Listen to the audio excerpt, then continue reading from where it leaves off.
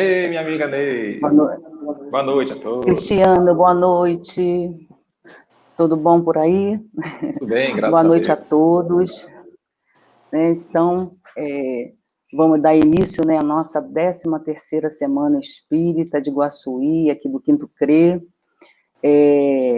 Lembrando, que desta vez a nossa Semana Espírita será toda virtual. Tem um lado bom, de tudo isso, que pelo menos a gente está conseguindo atingir outros estados, outras cidades.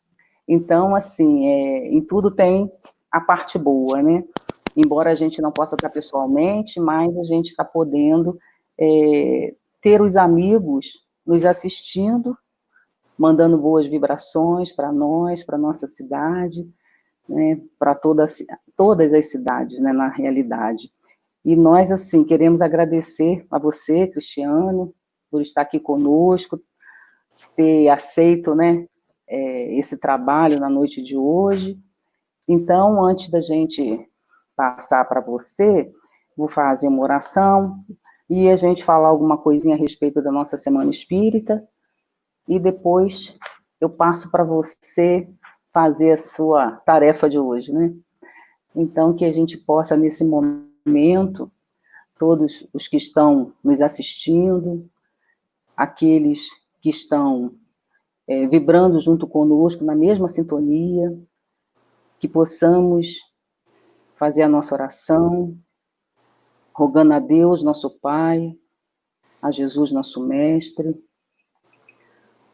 para que possa, com seus espíritos amigos, envolver a todos nós, envolver o Cristiano, nosso amigo, que fará a palestra da noite, que esses espíritos possam assisti-lo, seu protetor individual, e que possamos pedir que derrame muita luz, muita fé, muita esperança e muitas bênçãos para todos os irmãos, não só da nossa cidade, mas de todo o planeta. Que as boas energias possam chegar aos hospitais, onde se encontram doentes de todas as formas. Te pedimos também por todo o corpo médico, por todo o corpo clínico de um hospital, que eles possam ser envolvidos por esses mensageiros de luz, que cada cidade deste planeta recebam as bênçãos do nosso Mestre Jesus. Envolve-nos, Senhor, com a tua paz e ampara-nos durante toda a semana, para que tenhamos momentos de luz e de fé e esclarecimento para a nossa melhora como espíritos. Obrigada, Jesus, que com a permissão de Deus e Maria, nossa Mãe Celestial, que possamos dar por iniciada a nossa 13ª Semana Espírita da noite de hoje. Que assim seja. Bom, então, antes de eu passar para o Cristiano, eu queria falar o seguinte, que dessa 13ª semana, ela tem, nós escolhemos, ano passado, esse título central, ainda em novembro, se eu não me engano, o porquê da vida. E ela veio de encontro a um momento onde muitos estão se questionando isso, ou uns se questionando, ou outros querendo buscar esse porquê, não é verdade? E ela, assim, como a gente vê, como tudo é planejado, no mundo espiritual. Então, ano passado a gente já focou nesse título e aí subdividiu em vários outros. E o segundo, e no caso, o tema de hoje, que é o que o Cristiano vai falar, é qual o sentido de nossa vida e como estamos precisando ouvir isso, porque muita gente está fazendo essa pergunta hoje, o porquê de tudo isso, por que eu estou aqui, né, não conseguem entender esses porquês que nós sabemos que serão, conforme a gente vai estudando, a gente vai achando esses porquês e a gente vai acalmando o coração. Então, eu vou deixar para o Cristiano fazer esse trabalho, que eu sei que ele vai fazer com maestria, porque é um estudioso, né? Cristiano Abreu Paiva, lá de Castelo, é um trabalhador e estudante da doutrina espírita, pesquisa realmente, né? Faz tudo com muito carinho, com muita dedicação. Então, Cristiano é lá de Castelo, né? Ele é baiano, mas ele está radicado agora aqui, né? No Espírito Santo, morando em Castelo. Então, Cristiano vai falar para nós hoje sobre qual o sentido de nossa vida. Então, que o Mestre Jesus te abençoe, que os mensageiros de luz te inspirem e te envolvam. Está com a palavra. Obrigado, Neide. Até daqui a pouco. Até. Boa noite, meus irmãos. Que alegria estar aqui novamente com vocês. Se eu não me engano, será a minha terceira edição na Semana Espírita do Quinto CRE, da região de Iguaçuí, Alegre. Então, eu queria aqui cumprimentar, mandar um abraço especial para esses companheiros que eu não posso abraçar aí pessoalmente desta vez, né? E estender o meu abraço e os meus cumprimentos a todos os que nos acompanham ao redor do Brasil, porque está sendo transmitido pela Rede Amigo Espírita, um belo trabalho do Zé Aparecido, de divulgação da doutrina espírita, e amigos de fora do Brasil também, porque a gente sabe da extensão da divulgação da Rede Amigo Espírita. Então fica aqui os nossos fraternais abraços. E o tema que nos foi selecionado para falar no dia de hoje, na abertura deste evento, o sentido da nossa vida. E eu gostei porque o tema foi muito específico, porque se o tema fosse o sentido da vida, ele seria muito amplo, porque a gente poderia interpretar a vida como existência de qualquer criatura, né? Mas quando fala o sentido da nossa vida, está sendo muito específico, que é o sentido da vida vivenciada por cada criatura. Só que a gente tem que fazer algumas observações agora no início, que é sobre definições.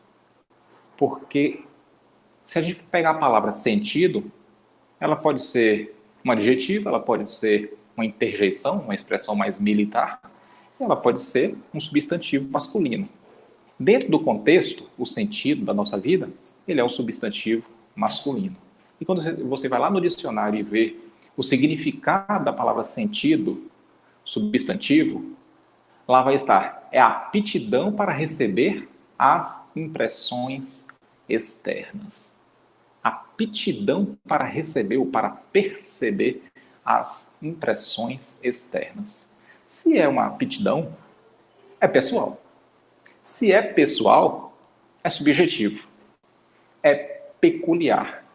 Então, se você perguntar para 100 pessoas qual é o sentido da sua vida, você vai obter respostas distintas, respostas diferentes.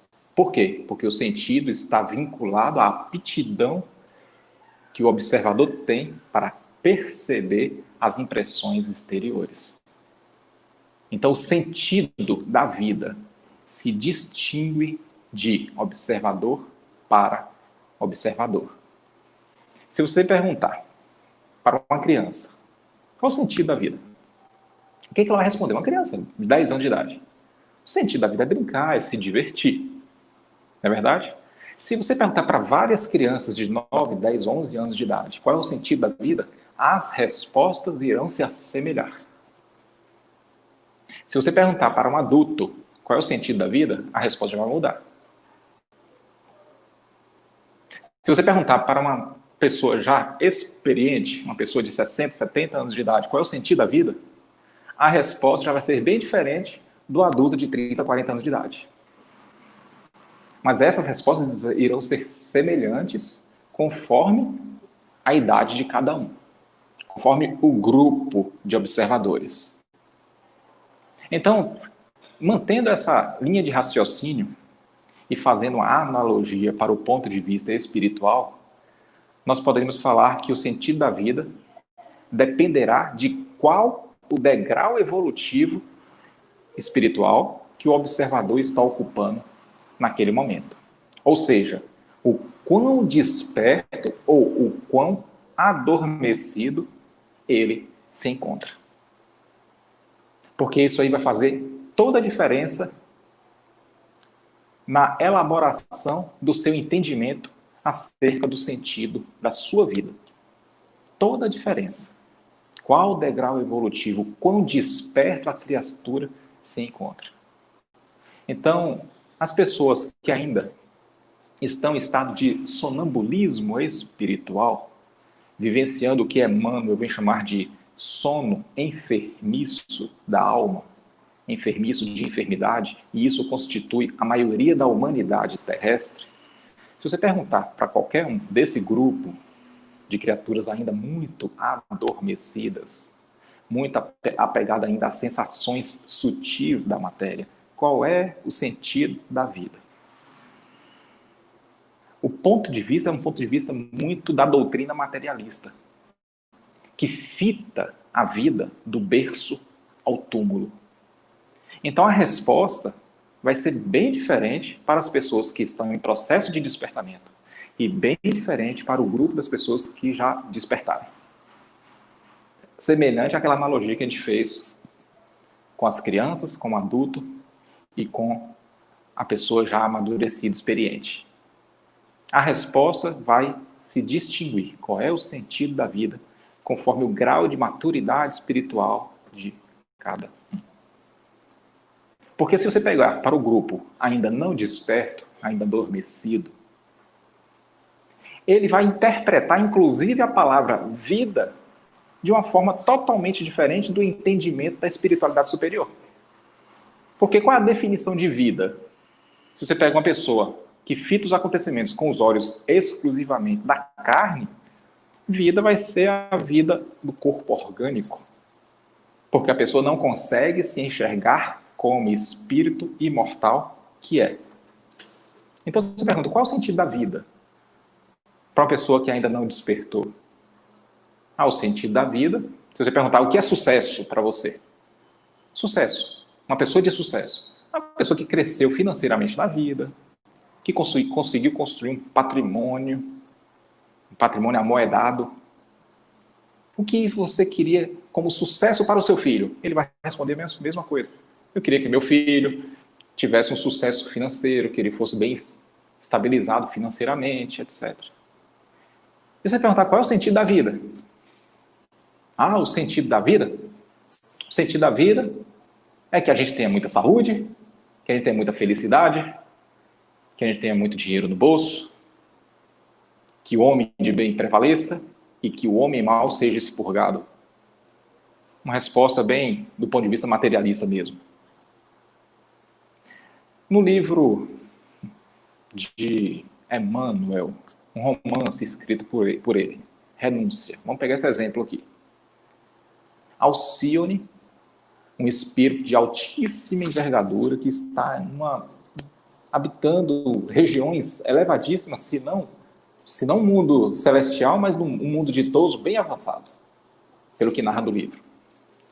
Ela decide vir às regiões umbralinas, aqui na Terra, um planeta atrasado, muita expiação e provas, para auxiliar o amor da sua vida, Pollux.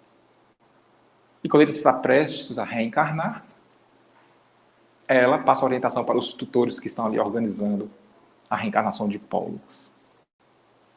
Cuida bem dele, porque ele é muito caro para mim. Vamos pegar esses dois personagens aí, da vida real, porque existem. Pergunta para Pollux o sentido da sua vida. E pelo que narrou no livro, ele tem encarnação muito difícil, muitas lutas, muitas expiações. Pergunta para ele o sentido da vida. E pergunta para Alcione o sentido da sua vida. O ponto de vista de cada um é bem diferente. Então é óbvio que a resposta resposta de cada um será bem diferente, porque Alcione enxerga os acontecimentos com os olhos exclusivamente espirituais. E o Pollux enxerga os acontecimentos com os olhos exclusivamente carnais. Então, o que faz a pessoa mudar de ponto de vista acerca do sentido da vida? Processo de despertamento. Ou, sinônimo, processo de amadurecimento espiritual. E como é que se amadurece espiritualmente? Como é que se desperta do sono enfermiço da alma? Alguns vão dizer, através das experiências vividas. Não, errado. Isso é poético, isso é romântico, mas não é verdade. Não é através das experiências vividas. É através da boa vontade que se teve para extrair as lições das experiências vividas. Porque tem gente que vive e repete as mesmas experiências, mas não aprende as lições daquela experiência. Então não basta apenas viver a experiência. Tem que ter força de vontade, boa vontade, para extrair as lições daquela experiência. Porque quando isso acontece, a pessoa se transforma. E quando a pessoa se transforma, ela espiritualmente se desloca. Quem tiver com um caderninho aí, anota. Do ponto de vista espiritual, só existe deslocamento quando há transformação.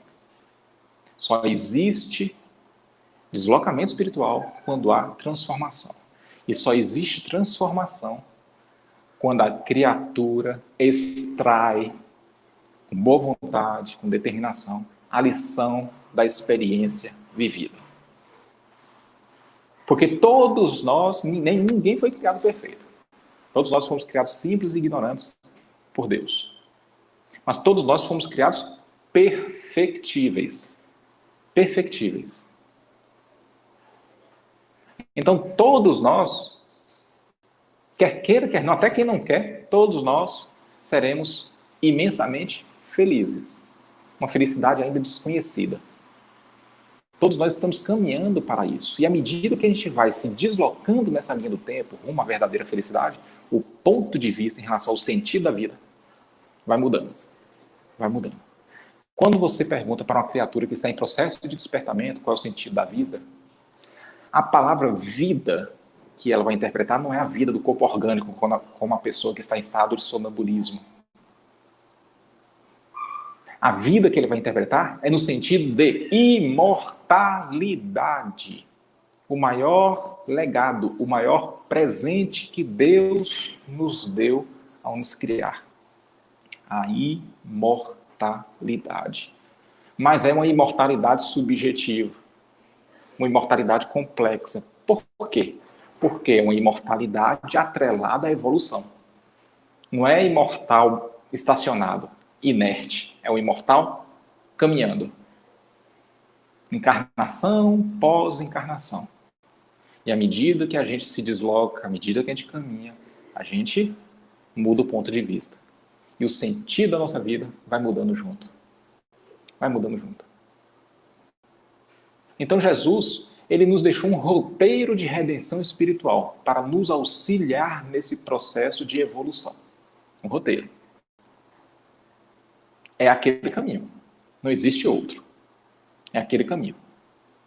Ele nos deixou esse roteiro. Só que já se passaram 2000 anos de legado cristão.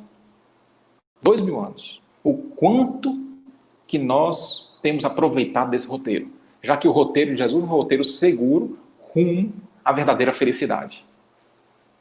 E a nossa vida, a vida imortal, vai fazer todo sentido à medida que a gente aproveita o roteiro e evolui. Mas o quanto que a gente tem aproveitado? Porque o roteiro é um só, é igual. Imagina aí a interpretação de Chico Xavier, de Irmã Dulce, acerca do ensinamento de Jesus. E o quanto que eles aproveitaram desse roteiro, no atual estágio evolutivo que eles se encontram. O roteiro é igual para qualquer um. Agora imagina a criatura muito apegada às sensações da matéria. Vai à igreja, lê o livro, lê a Bíblia. Mesmo roteiro. Mas o quanto o coração do leitor, do interpretador, se ligou ao coração do Cristo na leitura, no estudo do Evangelho. Então, a criatura que está em processo de despertamento começa a enxergar a escritura divina escrita por letras humanas. E tudo em sua vida começa a mudar. Tudo em sua vida começa a mudar. Porque ela começa a ler os sinais divinos que a vida terrestre contém em si mesma, como diz Emmanuel. A gente vai começando a interpretar os acontecimentos do mundo. Uma mãe que perde um filho, a criatura super prudente, responsável com suas finanças, que sofre um revés da fortuna. E ele mantém a sua resiliência, a sua capacidade de retornar ao seu estado de ânimo anterior à tragédia. Isso influencia em tudo ao sentido da vida da criatura. Só que a criatura que ainda não se despertou não vai conseguir aproveitar muito o roteiro de redenção espiritual que é o Evangelho de Jesus. Vão ser palavras soltas ao vento. Por isso que Paulo, uma carta que ele escreveu aos Efésios, no capítulo 5, no versículo 14, por isso que ele disse: desperta, ó tu que dormes, levanta-te dentre os mortos e o Cristo te esclarecerá. Desperta espiritualmente aqueles que estão adormecidos ainda, vivenciando o sono enfermiço da alma. A criatura que se despertar vai começar a extrair as verdadeiras lições do Evangelho do Cristo e vai mudar totalmente o ponto de vista em relação aos acontecimentos. Consequentemente, o sentido da sua vida vai mudar. Vai mudar. Eu falei agora há pouco que não basta apenas vivenciar a experiência para que haja transformação, não falei? É necessário saber extrair a lição. Saber extrair a lição. Então, vou trazer aqui 3 casos reais para o estudo de hoje, de pessoas que viveram suas experiências e souberam extrair a lição, se transformou e mudou totalmente o sentido da sua vida. Totalmente. Uma pessoa ninguém conhece. É um caso que eu vou contar aqui, real, mas vocês não conhecem. As outras 2 pessoas são pessoas conhecidas. Chegou até mim o caso de uma senhora que tem hoje 63 anos de idade. Desde jovem, 5 anos de idade, descobriu-se um problema no coração. Olha o que essa mulher viveu até os seus 63 anos de idade. Descobriu-se um problema no coração. Com 20 anos de idade, ela fez uma cirurgia no coração. Ficou muito fraca. Essa aí foi a primeira experiência dela nessa encarnação, desgostosa, por assim dizer. 1 mês depois, descobriu que na transfusão de sangue que foi necessário que fizesse naquela operação, ela contraiu hepatite A e teve que fazer o tratamento de hepatite. 2 anos depois, nasceu o seu primeiro filho. Ela, com o esposo, enfrentando uma grande dificuldade financeira, ao ponto de, num dado dia, a criança chorando muito, e a sua tia, que morava no mesmo edifício, foi lá para poder saber como é que estava a criança, e a criança estava com fome, porque a mãe, essa senhora, não tinha mais leite no peito e não tinha leite em casa. E a criança chorando de fome. E enfrentou uma dificuldade financeira muito grande nessa ocasião do nascimento do primeiro filho. Quando nasceu o segundo filho, ela, que era funcionária dos Correios, pediu demissão. Foi uma decisão que ela tomou para cuidar da família. E ela teve essa vida difícil com seus, então, 2 filhos. Depois veio o terceiro filho, uma filha. E ela viveu essa vida. E a vida conjugal dela não foi uma vida fácil. Foi uma vida de desconfiança, de casos de infidelidade. E depois de 24 anos contando com o tempo de namoro, noivado e casamento, depois de 24 anos, ela se divorciou do seu esposo. E aí começou a enfrentar outras dificuldades, porque ela ainda era muito apaixonada pelo seu esposo e sofreu uma desilusão amorosa. Uma desilusão amorosa. Um amor não correspondido. E ela, nessa mesma turbulência do momento do divórcio, por aquele tempo, estava vivendo também problemas com filhos adolescentes. A sua filha de 15 anos fugiu de casa.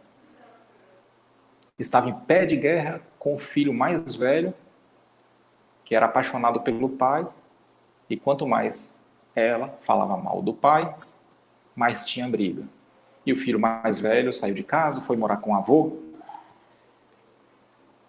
Depois enfrentou um grave problema financeiro, porque o seu ex-marido lhe propôs substituir a pensão por uma empresa, um restaurante. Só que ela não tinha nenhum tino administrativo. O restaurante só sobreviveu 6 meses. Depois, fechou as portas. E ela enfrentou um pesadelo de cobranças, de cobradores e aproveitadores, porque ela teve que pagar contas pequenas com objetos muito caros do restaurante, para pagar uma conta pequena, e sem ninguém para lhe auxiliar. E teve o nome negativado por conta dessa turbulência e passou um grande aperto financeiro que só não foi pior por conta da ajuda dos familiares, que não deixaram nem ela nem os filhos morrerem de fome. Logo em seguida, mais um baque. A filha, de 15 anos, engravidou. Depois, não suportando aí os problemas da vida, teve uma tentativa de suicídio, onde ela escreveu várias cartas para os seus familiares, inclusive para o seu ex-esposo, na esperança de seu ex-esposo cuidar dos filhos. Só que ela não obteve êxito na sua tentativa de suicídio. Se recuperou emocionalmente. Ela não tinha renda nenhuma. Ela vivia de ajuda, sobretudo da sua tia. Aquela tia que socorreu, que foi comprar o leite para a criança, lembra? Ela fez um concurso para merendeiro escolar. Na escola, sofria algumas humilhações das pessoas que tinham cargos mais altos, porque ela queria ajudar na parte da organização da escola e sofria por conta disso algumas humilhações. Logo em seguida descobriu hepatite C. Daquela transfusão ainda que ela tinha feito na época da cirurgia do coração e que se desenvolveu nessa época, 20 anos depois. Descobriu uma hepatite C com cirrose hepática. Como se não bastasse, também nessa época, ela descobriu um câncer. E ela sofreu 3 cirurgias por conta desse câncer. Uma na tireoide. E descobriu que o câncer, em verdade, era na amígdala. Teve que se fazer uma segunda cirurgia. E depois uma terceira cirurgia, porque estava sofrendo uma hemorragia muito grande, onde sangue saía pela boca. E depois dessa terceira cirurgia, teve que abrir o corte novamente, porque o médico esqueceu um pedaço de gaze dentro dela. Então passou por uma 4ª cirurgia para retirar aquele pedaço de gás. E naquele tratamento do câncer, ela teve que fazer o tratamento também de radioterapia e como sequela ficou mancha no pulmão, uma válvula no pescoço e ficou totalmente sem nenhuma saliva e até hoje não tem. Quando ela foi visitar o seu filho mais velho, ela acidentalmente caiu de cima do beliche. Foi preciso fazer uma cirurgia na coluna, onde foi aplicado cimento cirúrgico e vários pinos de cima a baixo na coluna. Depois desse episódio da coluna, por conta dos baques da vida, veio o problema de depressão. E esse problema de depressão veio se agravando. Até que, uma discussão com um de seus filhos por telefone, ela não queria mais discutir com ninguém, nem ferir nenhum coração. Qual foi a ideia que ela teve?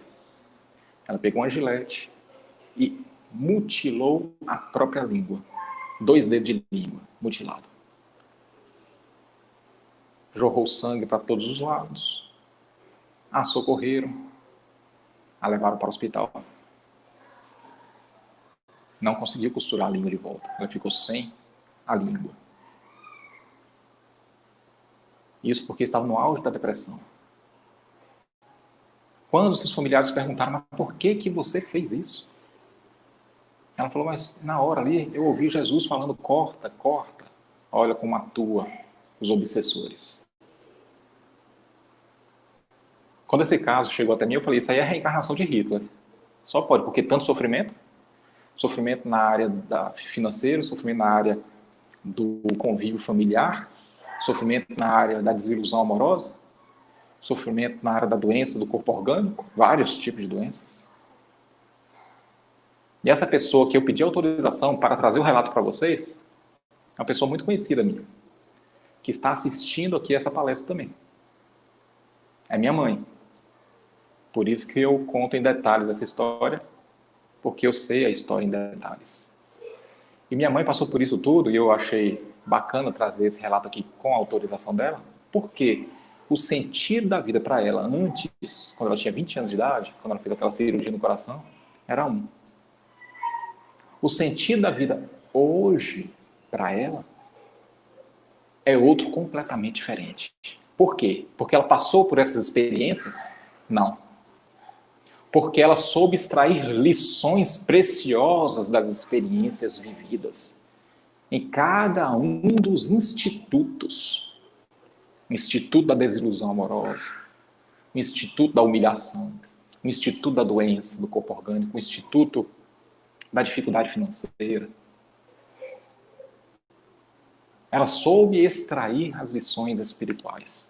Hoje, ela substituiu o desejo de sumir, de morrer, pelo desejo de viver e de viver bem. Isso tudo em 60 anos, até o dia que ela cortou a língua, ela tinha 60 anos de idade. Isso tudo em 60 anos. E hoje ela é uma pessoa feliz, alegre e grata a Deus. Grata a Deus por tudo isso que ela viveu. Porque ela teve a oportunidade com essas experiências de extrair lições que ela não teria como extrair e como aprender se não tivesse passado por elas. O sentido da vida, para ela, mudou completamente. Por quê? Porque ela se transformou. E ela se transformando, se deslocou. Só existe deslocamento espiritual quando há transformação. E ela só conseguiu fazer isso porque ela teve uma amparagem, uma ancoragem psicológica. Ela é espírita. No Evangelho do Cristo, ela conseguiu a ancoragem psicológica necessária para tecer reflexões sobre tudo o que aconteceu,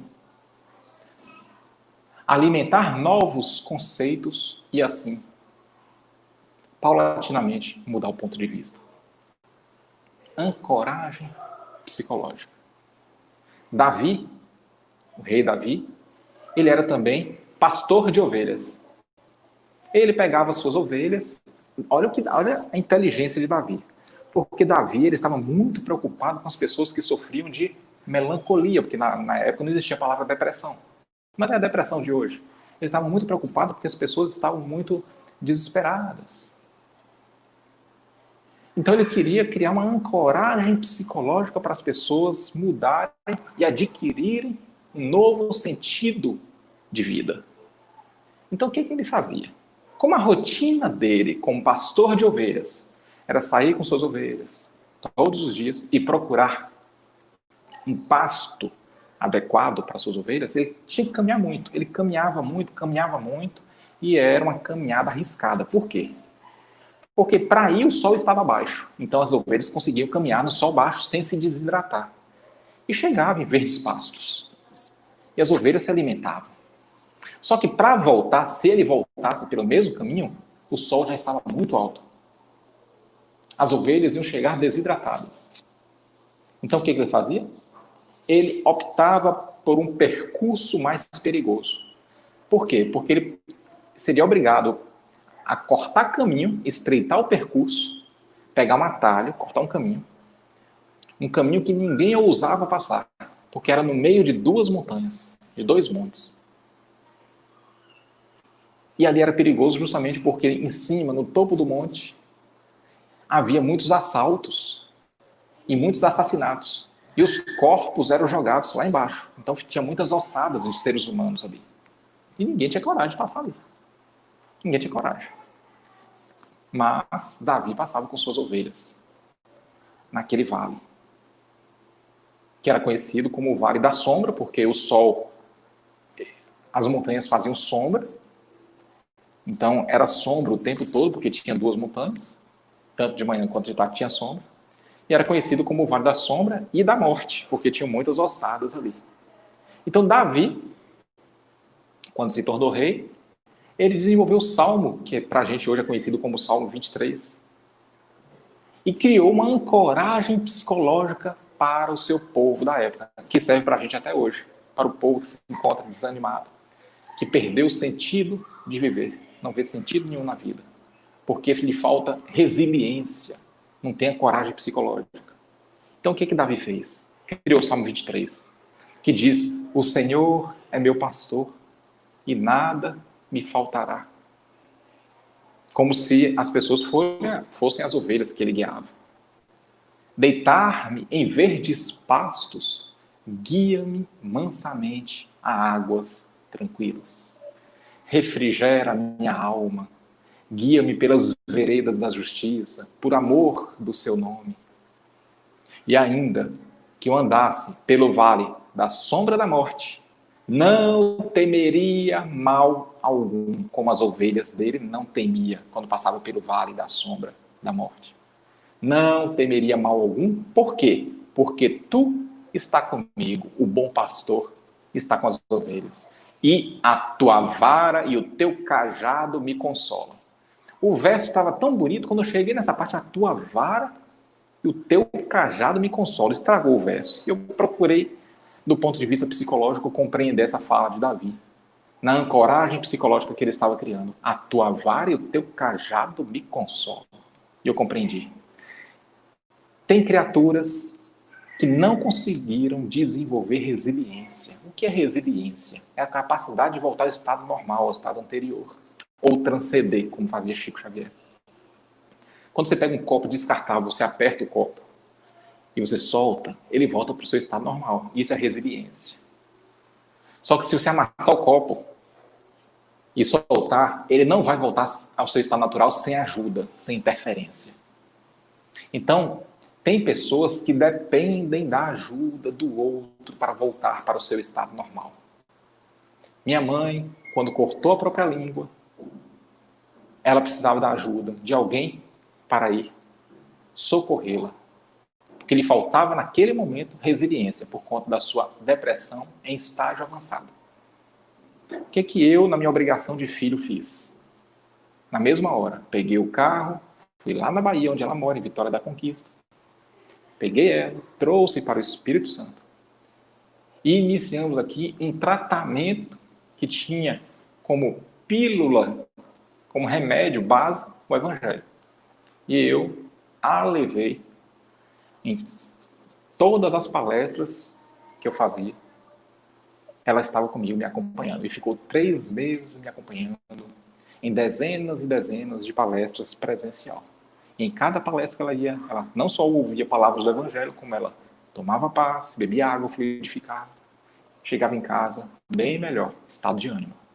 O estado de ânimo dela ia mudando, ia mudando, ia mudando. E fez, paralelo a isso, concomitantemente, fez também um tratamento homeopático. No final do 3º mês estava irreconhecível. Uma pessoa de bom ânimo, arrependida profundamente do que ela tinha feito, alegre, feliz. Um remédio que ela tomava para dormir, deixou de tomar, que ela já tomava mais de 20 anos para dormir, ela estava dormindo igual uma criança, sem o remédio. Essa é a força do Evangelho. Porque a minha mãe, a semelhança do povo de Davi da época, pegou isso, o Evangelho, com uma coragem psicológica. Todos nós precisamos de uma coragem psicológica. O evangelho é o que eu mais recomendo. Uma coragem psicológica. Esse é o primeiro caso que eu trouxe. O outro caso é de Francisco de Assis e Frei Leão, onde eles estavam indo de Perusa para Santa Maria dos Anjos. E aí criou-se o verso do acontecimento. O que aconteceu? Um momento angustiante para os dois. Um momento perigoso. Um momento perigoso, mas ao mesmo tempo espiritualmente proveitoso. E que nos traz grande lição. Porque um tinha um ponto de vista em relação ao sentido da vida. O outro tinha outro ponto de vista completamente diferente. Frei Leão tinha um ponto de vista. Qual era o sentido verdadeiro da vida? Francisco de Assis tinha outro. E a gente vai aprender com Francisco de Assis o verdadeiro sentido da vida. Porque nós estamos vivendo num mundo de expiação e provas que tem como principal característica os obstáculos, o sofrimento. Essas são as principais características. Se eu pegar um copo aqui e soltar, o que vai acontecer quando ele tocar no chão? A maioria vai falar, vai quebrar. Mas eu nem falei de que é feito o copo. O copo pode quebrar ou não, depende de que é formado, de qual substância que é formado o copo. Depende da resistência do objeto. Então o que é que faz o copo quebrar quando toca o chão? A altura do precipício? A pessoa que empurrou o copo? Ou a estrutura do objeto? A mesma coisa acontece com a gente. O que faz a pessoa sofrer diante de cada obstáculo na vida não é necessariamente a altura do precipício, ou seja, a gravidade do obstáculo, do acontecimento. Perda de entes queridos, desemprego, não é isso. Não é também quem proporcionou o sofrimento, que a gente chama de ofensores. Não são os terceiros que proporcionam o sofrimento. O que faz a criatura sofrer é a estrutura do objeto, ou seja, a estrutura psíquica, a robustez espiritual. Então, cada um tem um nível de resiliência. Quanto mais maturidade espiritual tem a criatura, maior será o nível de resiliência. É proporcional, é lei da natureza. E o sentido da vida para cada um vai ser bem diferente. Bem diferente. Francisco de Assis e Frei Leão, que sempre o acompanhava, e ele chamava Francisco de Assis de pai, carinhosamente, tinham pontos de vista diferentes. E o Frei Leão, assim como nós, aprendemos muito naquela viagem de Perusa para Santa Maria dos Anjos. Por quê?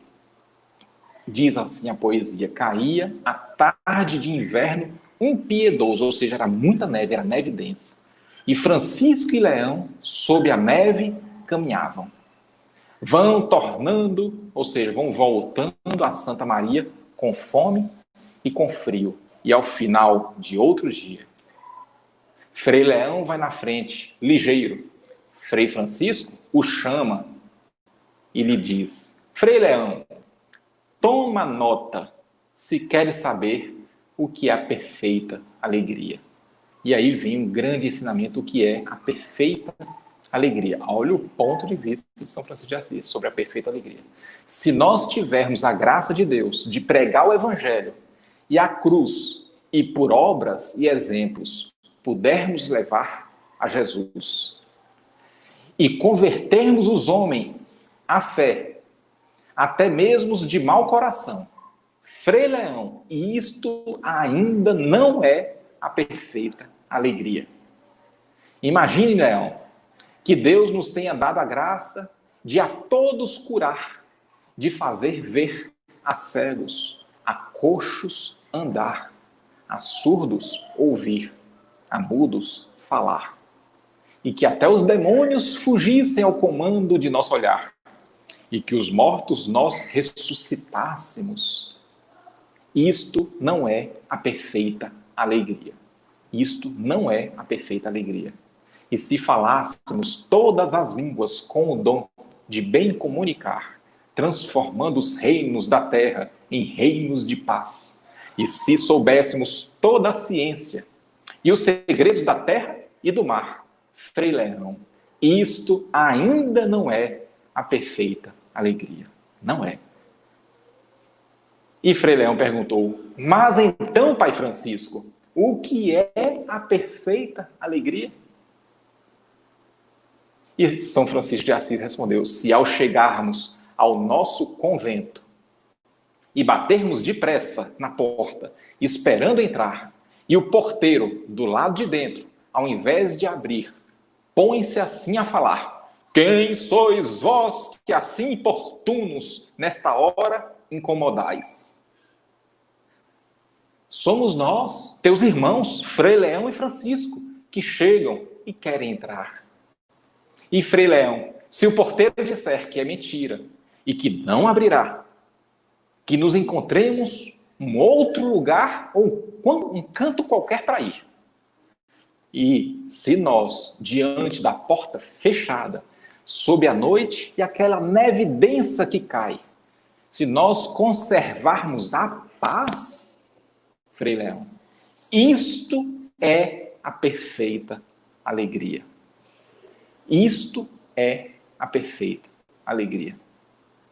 Mas, se nós insistirmos em pranto, que abra, que tenha piedade de nós, pois com fome e tão necessitados na noite, não temos consolo em lugar, e se então o porteiro sair, empunhando o bastão e gritar, e bater em você, e bater em mim muito mais, nos deixando no chão a chorar. E, Frei Leão, se for Deus que tal faz, que nos deixa na noite e na cruz, se entendermos que este abandono imita Jesus, e se nós, diante da porta fechada, sob a noite e a neve densa que cai, se nós conservarmos a paz, Frei Leão, isto é a perfeita alegria. Isto é a perfeita alegria. Então, a perfeita alegria é a resiliência, a capacidade de se encontrar em estado de serenidade diante das aflições. É a conquista da paz interior. E isso é a verdadeira alegria, independentemente da experiência que se esteja vivendo. Se conservar a paz, segundo o ensinamento de São Francisco de Assis, espírito altamente evoluído. Isto é a verdadeira alegria. E para pegar o gancho desse ensinamento, porque isso aqui é um acontecimento que aconteceu mesmo. É verdadeiro, é fato verídico, vamos falar assim, uma redundância. Porque Francisco de Assis e Frei Leão, eles estavam ali na neve densa, bateu na porta do convento, mas como eles estavam muito barbudos, porque eram dias caminhando, o porteiro não os reconheceu e deixou do lado de fora. Só que naquela ocasião, o que São Francisco de Assis fez? Se desesperou? Não. O que ele fez? Começou a dançar na neve. E dançando feliz. E Frei Leão não entendeu nada, porque os dois iam morrer de fome e de frio na neve densa, à noite. E ele perguntou: mas pai Francisco, por que você dança na neve? Nós vamos morrer. E São Francisco de Assis lhe respondeu: porque eu estou vivendo pela primeira vez na minha vida uma experiência única, uma sensação única, uma sensação indescritível. E o Frei Leão perguntou: mas que sensação é essa? Nós vamos morrer. Que sensação é essa? E São Francisco de Assis respondeu: a sensação de estar 100% nas mãos de Deus. Eu nunca tive essa sensação de a minha vida estar 100% nas mãos do Senhor. Que a minha vida agora depende dele. Só ele pode nos salvar. Só ele pode nos salvar. Que alegria é essa sensação gostosa de estar 100% nas mãos de Deus. Olha a fé e a resiliência desse homem. E no final da história, o porteiro abriu a porta e, pela voz de São Francisco de Assis, reconheceu que era ele próprio e os deixou entrar. E eles não morreram de frio nem de fome. Mas ele manteve-se de pé e com a fé em chamas. E para nós encerrarmos esse estudo de hoje, vamos pegar o gancho desse acontecimento e narrar a história de Paulo de Tarso, já no seu finalzinho, com seus 92 anos de idade. Paulo, velhinho, já tinha rapado a cabeça, e esse relato está no livro, no final do livro, Paulo e Estevão. A importância de nós mudarmos o nosso ponto de vista para assim adquirirmos sentido de viver. Paulo, na sua penúltima viagem missionária, estava ali, preso, mas já estava acostumado, já tinha passado por isso. De madrugada, um centurião lhe arranca a força, joga no chão, para você ver como a força é covarde. Jogou no chão, rasgou a camisa de Paulo, um velhinho, seus 90 anos de idade. E o chefe da expedição lhe deu uma ordem: 40 chibatadas, menos uma. Era uma forma, na época, de falar 39 chibatadas. 40 chibatadas, menos uma. Iniciou a contagem. 39, 38, 37. No meio do castigo, no meio da chibatada, do sofrimento, narra Emmanuel que Paulo se distanciou do seu corpo espiritualmente. Naquele momento da chicotada, ele se distanciou do seu corpo e fez uma promessa: de agora em diante ninguém mais me molesta, pois eu trago em mim as marcas do Cristo. E ele não estava se referindo, ao contrário do que muitos pensam, às marcas da chicotada. Ele estava se referindo à serenidade espiritual do Cristo. A paz que Jesus prometeu passar, transferir. Que não seria a paz do mundo. Não é a paz que o mundo não poderia dar. Mas uma paz que teria que ser conquistada com a espada do Evangelho. Por isso que Jesus disse: eu não vim trazer a paz, eu vim trazer a espada do Evangelho, para que você conquiste a paz. Através dos seus próprios esforços. Paulo tinha conseguido essa paz, essa serenidade. De agora em diante, ninguém mais me molesta, pois eu trago em mim as marcas do Cristo. É como se Paulo dissesse: eu posso agora reencarnar quantas vezes for necessário. Eu posso sofrer dificuldades financeiras. Eu posso perder entes queridos, enfermidade. Mas eu não vou perder a minha paz, a minha serenidade. Por quê? Porque isto é a perfeita alegria, como dizia São Francisco de Assis. Porque eu conservo a paz em mim, independentemente das circunstâncias. Quando foi na sua última viagem missionária, Paulo, preso numa catacumba sem teto, com a chuva densa na sua cabeça, um velho de 92 anos de idade, estava acostumado, estava em paz, ele estava em paz. Ele dizia: não sou eu mais quem vivo, é o Cristo que vive em mim. Ele foi arrancado da catacumba à força. 2 homens fortes, 2 soldados, centurião romano. Jogou ele no chão.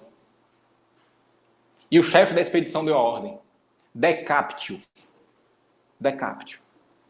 O soldado tirou a espada, levantou, e Paulo aguardando. Em paz, sereno. E Paulo aguardando. Ele percebeu a demora do soldado. Olhou para o olho do soldado, o soldado estava tremendo. E Paulo perguntou, olhando para o olho do soldado: por que tremes? Por que você está tremendo? E o soldado respondeu: é porque eu temo pela sua vida. Você teme pela minha vida? Eu vou de encontro ao meu mestre, a Jesus. Mas você vai voltar ao convívio dos criminosos que lhe ordenaram a fazer isso. O pobre, coitado do soldado já estava tremendo. Você acha que ele teve coragem de decapitar Paulo? Não teve. Foi necessário que o chefe da expedição lhe tomasse a espada e cortasse a cabeça de Paulo. E narra Emmanuel que Paulo adentrou o plano espiritual em paz, sereno, porque ele carregava nele as marcas do Cristo, as marcas da serenidade. Entrou em paz. E ele sentiu que mãos o conduziam, depois que passou aquela sensação de cabeça para um lado, corpo para o outro, ele sentiu que mãos o conduziam para debaixo de uma árvore. Por que ele precisou ser conduzido para debaixo de uma árvore? Porque ele adentrou o plano espiritual cego. Ficou cego de novo, a semelhança do que tinha acontecido com ele na estrada de Damasco, quando ele encontrou com Jesus. ele sentiu que mãos o conduziam para debaixo de uma árvore. E lá, sentado debaixo dessa árvore, ele ouviu passos vindo em sua direção. Logo ele imaginou: Ananias? Meu amigo? Ananias, é você? Porque Ananias tinha lhe devolvido a visão quando ele estava encarnado. Ananias, é você, meu amigo? Ananias não falou nada, só abraçou. E ele sentiu, era Ananias. E Ananias falou: meu irmão, na primeira vez Jesus me enviou para que eu lhe devolvesse a visão, para que você enxergasse as lutas e os desafios que você ainda tinha pela frente. Mas agora Jesus me envia para que você possa enxergar tudo que você irá colher nas paragens do mundo espiritual. Tudo. Pergunta para Paulo, lá quando ele era Saulo ainda, perseguidor de cristão, pergunta para ele qual é o sentido da vida. Agora pergunta para Paulo, não mais Saulo, qual é o sentido da vida? Como será diferente? Porque ele tomou com uma ancoragem psicológica o Evangelho do Cristo. Quando Paulo teve a sua visão restabelecida, ele queria voltar para Jerusalém, em espírito. Quem ele encontra? O Mestre Jesus, na companhia de Gesiel e da sua amada Abigail. Imagina a emoção. E Jesus, abraçado com os três, sai caminhando. E Paulo não mais necessitou reencarnar, porque Ananias lhe fez a pergunta: faça o teu pedido, meu amigo. Faça o teu pedido de criatura redimida. Criatura redimida. E Paulo começou a chorar. Porque Paulo entendeu. E Ananias completa: foi a tua última, meu irmão. Foi a tua última encarnação. Obviamente, Paulo ia continuar evoluindo espiritualmente, mas não mais com a necessidade de depurar suas imperfeições na matéria densa. Pergunta para Paulo: espírito já redimido, qual é o verdadeiro sentido da vida? Então, o verdadeiro sentido da vida para cada um de nós é uma resposta peculiar, particular. Mas tenha certeza, meus irmãos, o verdadeiro sentido da vida vai mudando à medida que nós vamos nos amadurecendo espiritualmente. E vai se aproximando ao sentido da vida da espiritualidade superior. Porque nós vamos nos despertando espiritualmente e vamos sintonizando esse ponto de vista com o ponto de vista de Jesus Cristo. Que o Mestre Jesus abençoe a todos nós. Tenham todos um evento maravilhoso. Desejo aqui boas palestras para os meus companheiros que aí ainda irão proferi-las. Deus abençoe, fiquem com Deus, gratidão profunda pela oportunidade. Beijo no coração.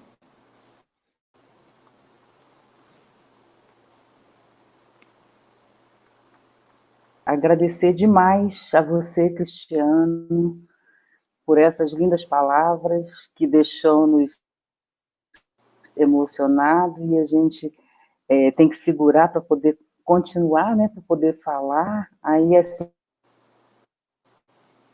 essas crianças falam, né, quando ouve falar do Evangelho, de Jesus, a gente se emociona, né, de ver tantas coisas lindas, tantas coisas, e nós reclamamos por tão pouco, né, porque nós não nos colocamos aos pés de Deus realmente, né, não temos essa fé, essa segurança, né, então a gente não acredita. Então, a cada dia a gente precisa fortalecer mais a nossa fé. Então, é uma coisa que a gente tem que ir aprendendo, né, a cada dia com os ensinamentos. Então, que antes da gente concluir, eu tenho uns agradecimentos a fazer, em primeiro lugar a você, né, pela sua disposição de estar aqui, que Deus te abençoe, te ampare, que a sua família, né, muitas bênçãos, muita gratidão a você, por sempre estar conosco, não só na nossa Semana Espírita, né, mas na nossa casa também, no Centro Espírita Amor em Jesus. Então, nós agradecemos de coração a sua presença, né, que Deus te ampare e te abençoe sempre, para que você possa continuar divulgando a doutrina e os ensinamentos de Jesus. Então, agora, os nossos agradecimentos, em primeiro lugar, gente, assim, eu tenho, assim, estou muito feliz, assim, eu vi só de relance, né, assim, no chat, Tem gente de Sergipe, tem gente da Bahia, tem gente de São Paulo, tem gente do Rio, tem gente, né, aqui do Espírito Santo mesmo. Então, assim, a gente fica muito feliz de poder ter conseguido atingir esse maior número, né, de locais, essa palavra de Jesus. Então, a gente fica muito grato. E aí, agora eu vou agradecer à Rede Amigo Espírita por esse trabalho maravilhoso que está nos ajudando a fazer essa divulgação do Espiritismo, pela pessoa, né, do José Aparecido e do Rafael Papa, que está aqui nos ajudando nessa transmissão, que está aqui conosco. Agradecido, realmente, muita gratidão, que Deus abençoe vocês. Agradecer também a área de comunicação da FEES, que idealizou os cartazes de divulgação da nossa Semana Espírita, e a área de comunicação da nossa Casa Espírita, né, com a Kátia, que foi, né, que fez a divulgação, junto com os outros companheiros da nossa casa, que nos ajudaram a divulgar esse evento. Agradecemos, né, realmente, assim, de coração a todos vocês que estão aqui hoje nos assistindo. E hoje, né, foi, assim, o início, então não percam amanhã, porque a cada dia, cada tema desse foi pensado com muito amor e carinho, e tenho certeza que todos vão gostar muito dos ensinos que teremos ao longo da semana.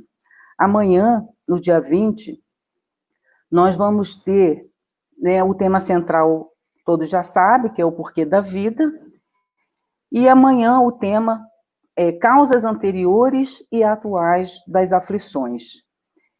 Vai ser com a Margarete Coimbra Brigatti, ela é lá de Batiba, e ela que vai nos trazer a palavra amiga amanhã às 19h30.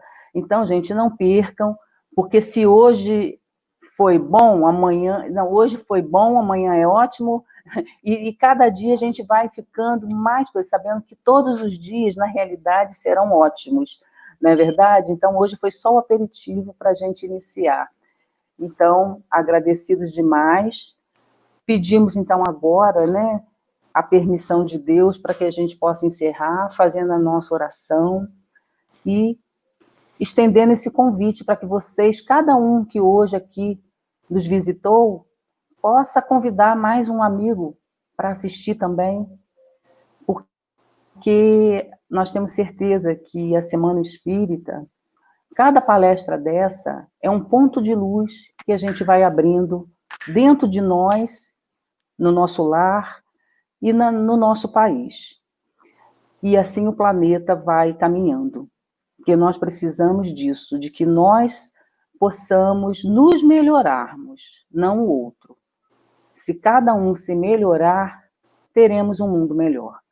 Então, que possamos agora, cada um, né, no seu lar, pensar em Deus, nosso Pai, se deixar envolver por essas energias maravilhosas que estamos tendo nessa noite de luz, de paz, que recai sobre todo o nosso país. Que essa luz possa ser estendida a todo o planeta. Que as bênçãos de Deus, nosso Pai, possa se fazer presente em cada coração. Que a nossa fé possa ser fortalecida para que possamos seguir adiante. Que possamos fortalecer a nossa vontade de mudar, de nos transformarmos. Que possamos olhar o outro como nosso irmão. Que Jesus, o nosso Mestre, possa se fazer presente em cada lar deste planeta, levando a sua paz, a sua luz, e que cada lar possa se transformar no lar de Jesus. Envolve também, Senhor, todos os hospitais, onde haja sofrimento, Senhor, naqueles leitos, que cada um possa sentir todas essas energias que irão ajudá-los na sua transformação do corpo e da alma. Te pedindo por todas as famílias enlutadas deste planeta, que possam ser confortadas e encontrar o verdadeiro caminho através do Mestre Jesus. Envolve-nos, Senhor, e abençoa todo este planeta e cada lar dos que aqui estão neste momento. Agradecidos, te pedimos a permissão para encerrarmos a nossa reunião na noite de hoje. Que assim seja. Graças a Deus. Assim seja. Muita gratidão a todos. Fiquem com Deus e até amanhã, se Deus quiser. 1 milhão de amigos. É o que a Rede Amigo Espírita deseja conquistar em seu canal no YouTube. E você, amigo espírita, pode ajudar. Convide 5 amigos para se inscreverem em nosso canal e ligarem o sino de alerta. Além de atingir a meta de 1 milhão de amigos, todos serão sempre avisados de novos vídeos e transmissões ao vivo no YouTube. Acesse agora raitv.com.br. Rede Amigo Espírita, divulgando, instruindo e unificando.